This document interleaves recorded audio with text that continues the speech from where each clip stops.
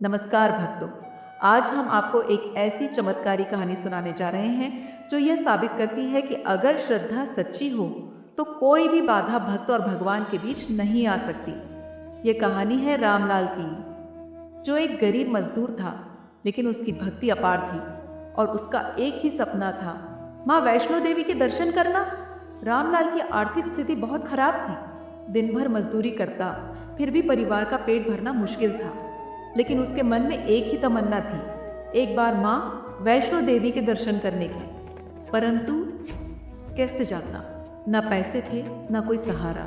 कई बार उसने लोगों से सुना कि माँ तभी बुलाती है जब उनकी सच्चे मन से आराधना की जाए।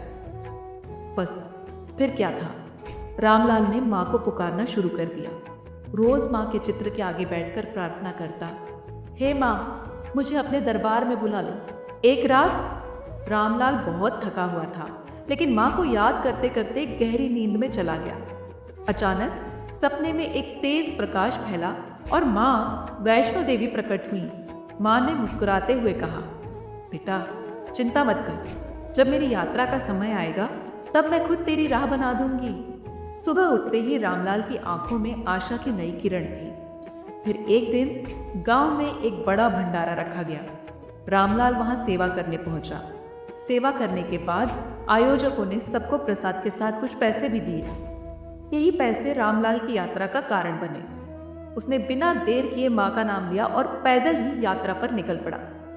रामलाल के पास बहुत कम पैसे थे, लेकिन जैसे ही भूख लगती, कोई ना कोई भला इंसान उसे भोजन दे देता। जैसे ही थकान से पैरों में दर्द होता, कोई ना कोई गाड़ी वाला उसे थोड़ी दूर तक लिफ्ट दे देता। रामलाल को समझ आ गया, ये माँ ही है जो उसके साथ है। आखिरकार कई दिनों की यात्रा के बाद वो कटरा पहुंच गया।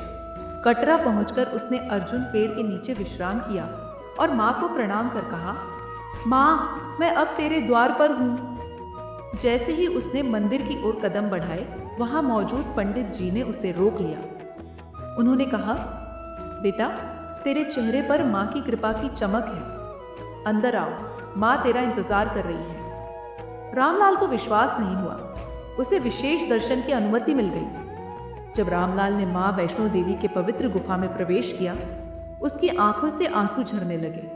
उसने माँ से कहा, माँ मैं गरीब जरूर हूं, लेकिन तूने मुझे अपने दरबार में बुलाकर सबसे अमीर बना दिया।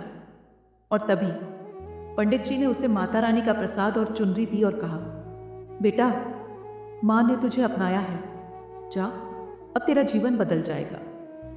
रामलाल जब घर लौटा तो उसके जीवन में एक चमत्कार हो चुका था। उसकी मजदूरी बढ़ गई।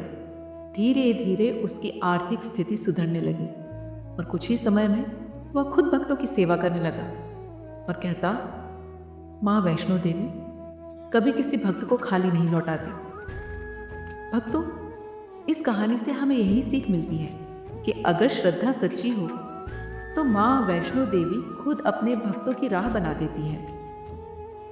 अगर आपके मन में भी माँ के दर्शन की सच्ची इच्छा है तो विश्वास रखिए, माँ जरूर बुलाएंगी। जय माता दी।